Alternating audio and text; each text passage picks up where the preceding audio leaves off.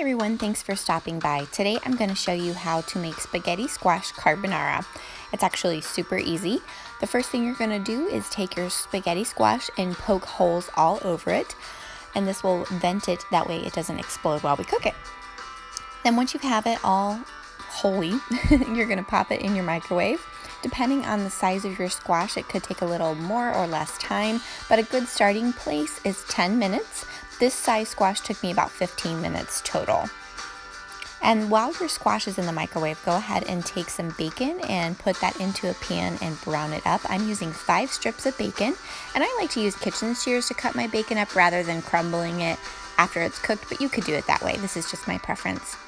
So go ahead and brown your bacon until crispy, and then you're actually going to remove it from the pan and set it aside. And about this time, your squash should be getting done. So go back to your microwave and check on that. And this is going to be very hot, so make sure you use a towel or oven mitts or something to pull it out. Don't touch it with your hands or you will definitely burn yourself. And you're going to go ahead and move it over to a cutting board. And I'm going to show you here what your squash should look like when you know it's done. Take a fork or something and just kind of push on it, and you can see that it dents in really easily, and that means that your squash is done. So when it's done, go ahead and cut off the top and bottom of your squash, and then you are ready to slice it down the middle. And this is just going to make it easier for you to get into it. The next thing that you're going to want to do is remove the seeds from your squash. Now, depending on how picky you want to be, I go ahead and just scoop out the middle. There's a lot of like stringy squash that's in there too. And yeah, there is some usable squash there, but for me, it's just easier to pull it out in a big chunk rather than try to pick out each individual seed. And again, this is really hot. If you waited until it was cool, you could probably be a little more detailed as far as only getting the seeds out if that's what you wanted. But there's enough squash here for what I need to do, so I don't really like the stringy bits in the middle, so I just kind of set those aside and discard them. Once you have all of your seed removed, then you can just take your fork and loosen up the rest of the squash. And you're just going to pull it down and it's going to come off looking like spaghetti, thus the name spaghetti squash. And it should scrape off really easily, and you can just scrape it down into a bowl. And if your squash is not coming off easily, then you might want to give it a few more minutes in the microwave. Ta-da! There's all your cleaned out squash in a bowl there, and I'm going to go ahead and do the other side, and then we will move it over into our pan. And you're just going to pop it into the pan that you cooked your bacon in.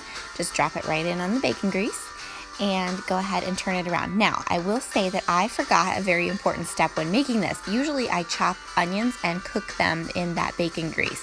And I totally forgot until I went to eat the dinner that I didn't put the onions in there. So you could do it with or without onion, but I think it really adds to the flavor. But yeah, like I said, I did it without and I survived. So if you don't like onions, there you go.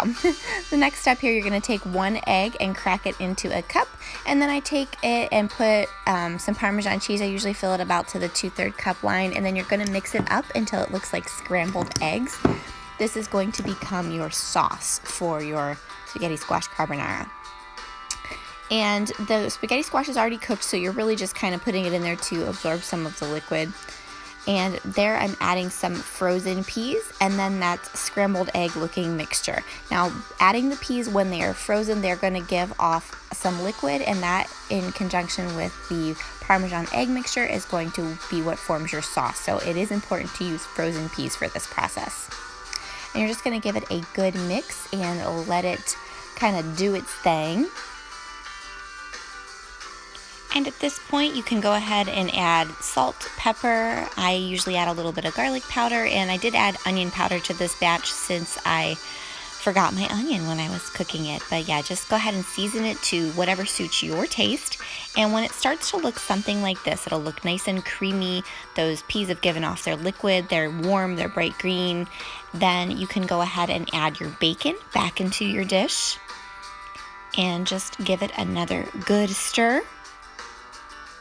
And you are ready to eat. Go ahead and put it into a bowl, top with some fresh grated Parmesan cheese, and you have a quick and easy spaghetti squash carbonara.